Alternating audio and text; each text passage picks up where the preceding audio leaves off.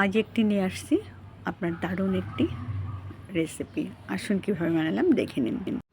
তার জন্য বাড়িতে থাকা মাত্র 3 পিস ব্রেড দিয়ে আমি কিন্তু আপনাদেরকে এই রোলটা দেখাবো। এই সাইডগুলো, এই কালো সাইডগুলো একটু কেটে নিলেই হলো। তারপর একটা চটকে নেওয়া আলু, সাথে পেঁয়াজ কুচু, এ হলো আপনার মাকই বা ভুট্টা যাই বলেন, ছোটো ছোটো করে কেটে নিচ্ছি। এখানে হলো ধনেপাতা, কাঁচা লঙ্কা, আর দিয়ে দিলাম আপনার বিট নুন, আর দিয়ে দিলাম অরিগানো অল্প পরিমাণের।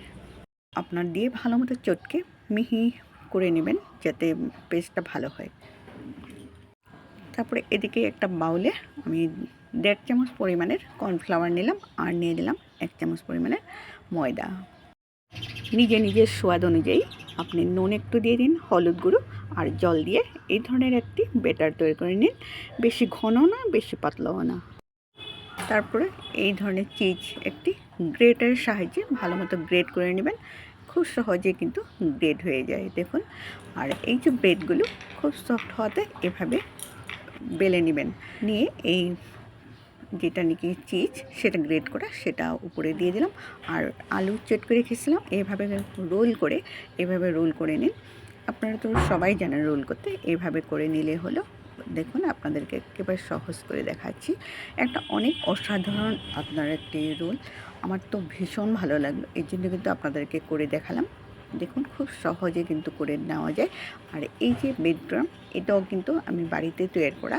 আমি একদিন আপনাদেরকে দেখাবো একদিন। তারপর পরপর আমি মাত্র 3টি আপনাদেরকে করে দেখাচ্ছি। এই দেখুন এইভাবে চামচের সাহায্যে করে নিলেও কোনো কথা নেই, হাত দিয়ে করলেও হলো। দিয়ে এখানে এইভাবে একটু গুঁড়ো দিয়ে একটু লেপটায় নিলে হলো আপনার। দেখুন আপনাদেরকে একেবারে একটি অসাধারণ রেসিপি আপনাদেরকে করে দেখাচ্ছি। কেউ আসলে বসে থাকতে কথা বলতে বলতে কিন্তু এই রেসিপিটা তৈরি করা যায়। সন্ধ্যাবেলা আপনার স্ন্যাক্স হিসাবেও খেতে পারেন। অনেক টেস্টি একটি রেসিপি। আজকের রেসিপিটা আমি আশা করি আপনাদের অনেক ভালো লাগবে, কারণ খুব সহজে খুব কম উপকরণ দিয়ে আপনার কিচেনে থাকা জিনিস দিয়ে কিন্তু এই রোলটা বানিয়ে নিলাম।